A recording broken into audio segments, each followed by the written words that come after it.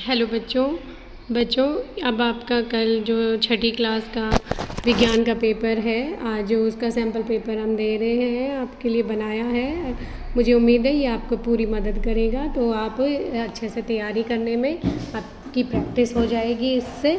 तो आप एक बार इस सैम्पल पेपर को अवश्य करें। तो देखें, पहला क्वेश्चन जो है, खेत में उगने वाले अनचाहे पौधे क्या कहलाते हैं। तो जो पौधे हम नहीं चाहते हैं फिर भी वो खेत में फसल के साथ उग जाते हैं तो उनको क्या कहते हैं बच्चों? खरपतवार। तो इसका आंसर आ गया आपका खरपतवार। इसके बाद देखें, वह पदार्थ जिसके आर पार देखा जा सकता है, तो जिसके पार हम देख सकते हैं उनको कहते हैं पारदर्शी। इसके बाद है, वह वस्तु जो स्थान घेरती है और उसका कुछ द्रव्यमान भी होता है, तो ऐसी सभी वस्तुओं को पदार्थ कहा जाता है। ठीक है।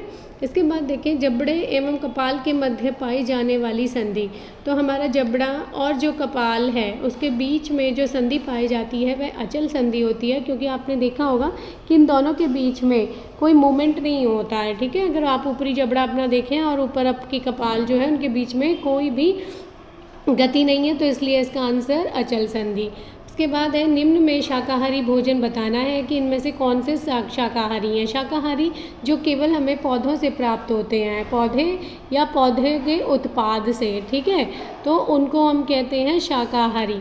तो देखें, दाल, रोटी, सब्जियां, ये सभी। तो इसमें देखो, ये सब्जियां ये भी हमें पौधों से मिलती है, रोटी गेहूं से बनती है तो गेहूं हमें पौधे से मिलता है, और दालें भी।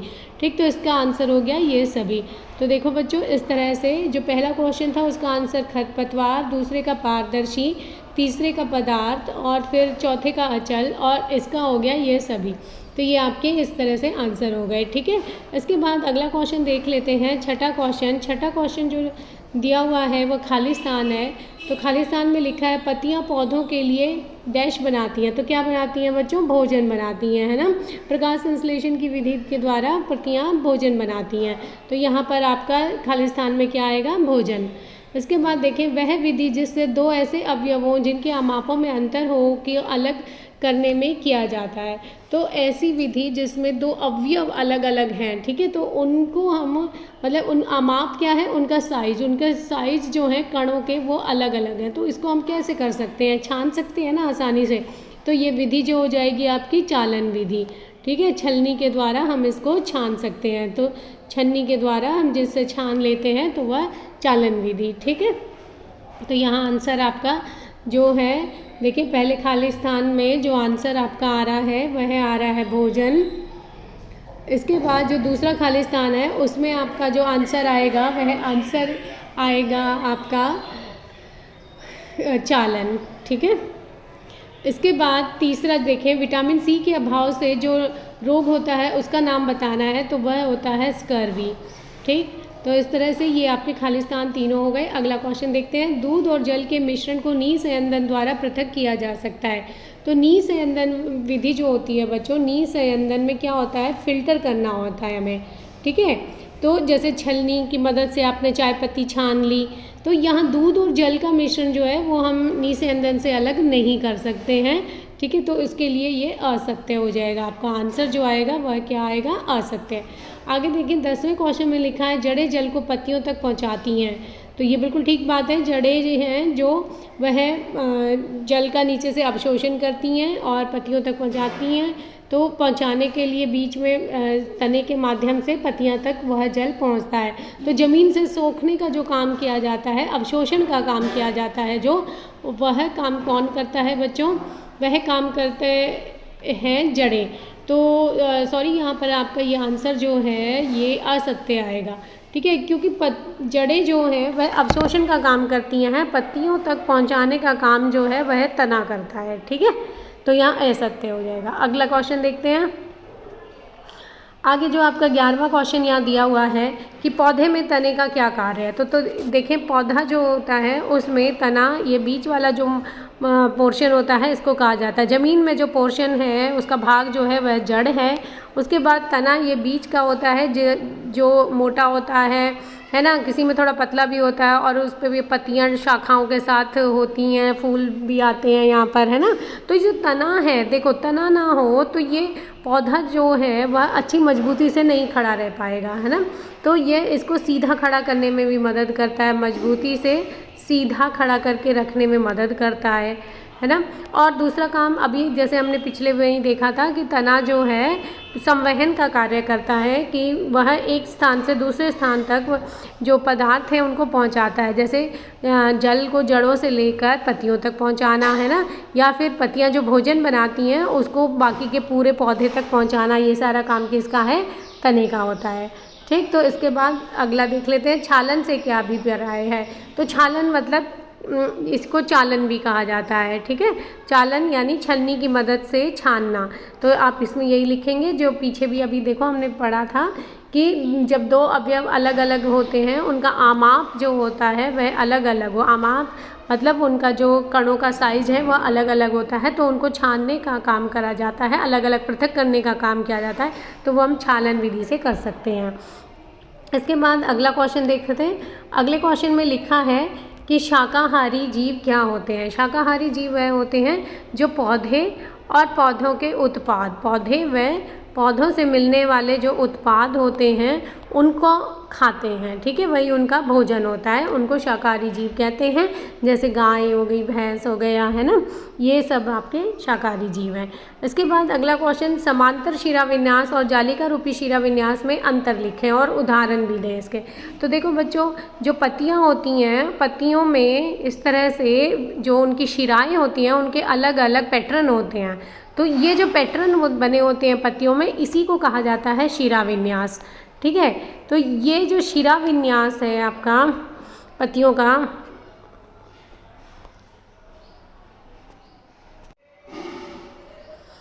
तो देखें बच्चों यहाँ पर जो आपका शिराविन्यास जो होता है कि जैसे ये आपके तना है, तने से ये पत्तियाँ लगी हुई हैं, तो ये जो शिराओं का जो पैटर्न है इसी को कहा जाता है शिराविन्यास।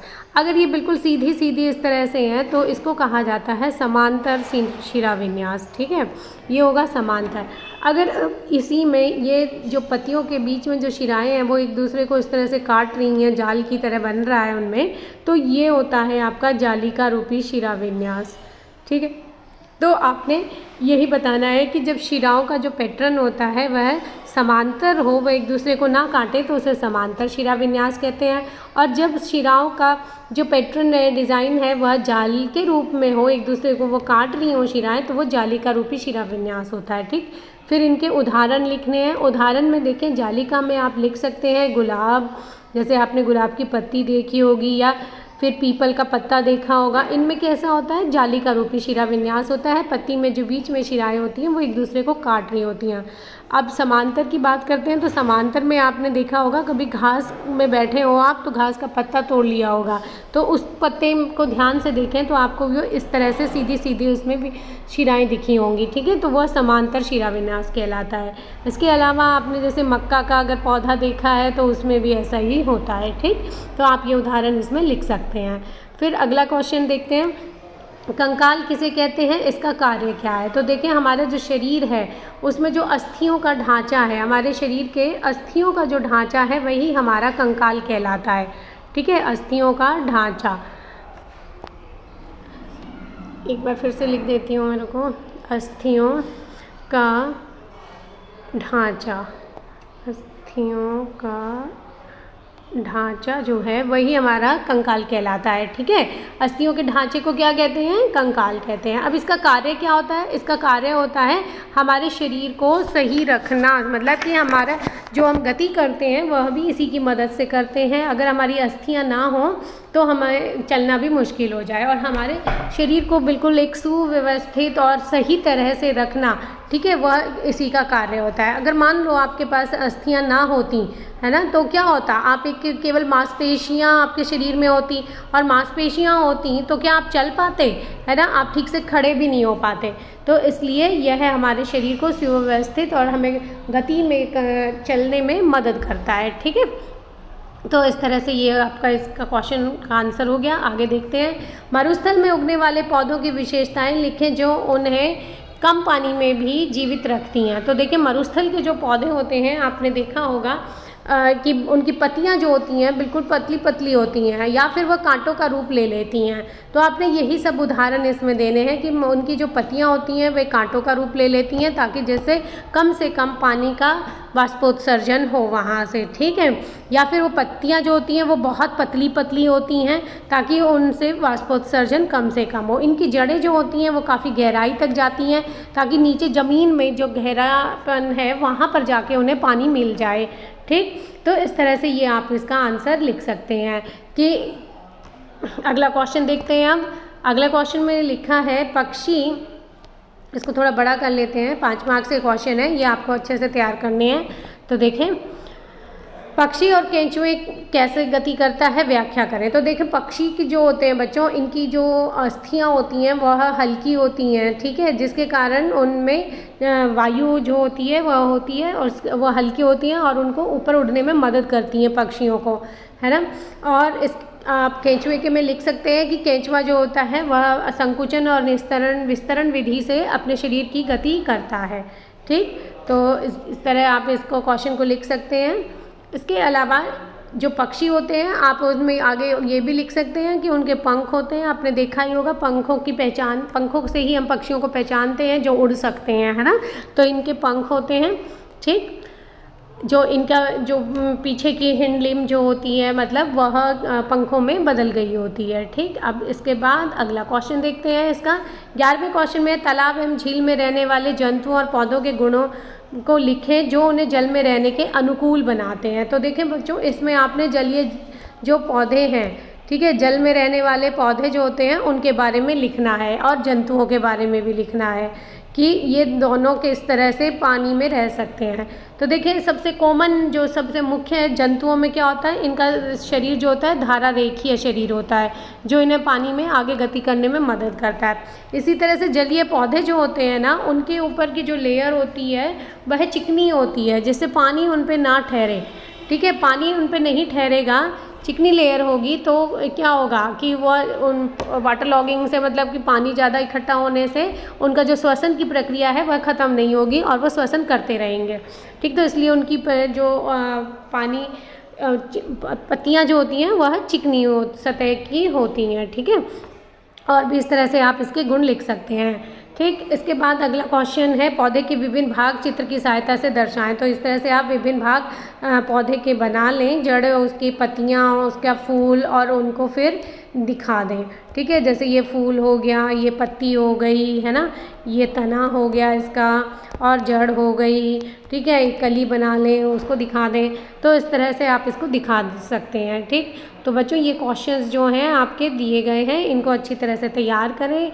ये आपका अच्छे से बार बार इनका अभ्यास करें तो आपके पेपर में अवश्य मदद करेंगे। वीडियो ज़्यादा बड़ा हो जाएगा इसलिए मैंने आज ज़्यादा डिटेल में आपको नहीं समझाया, ठीक है।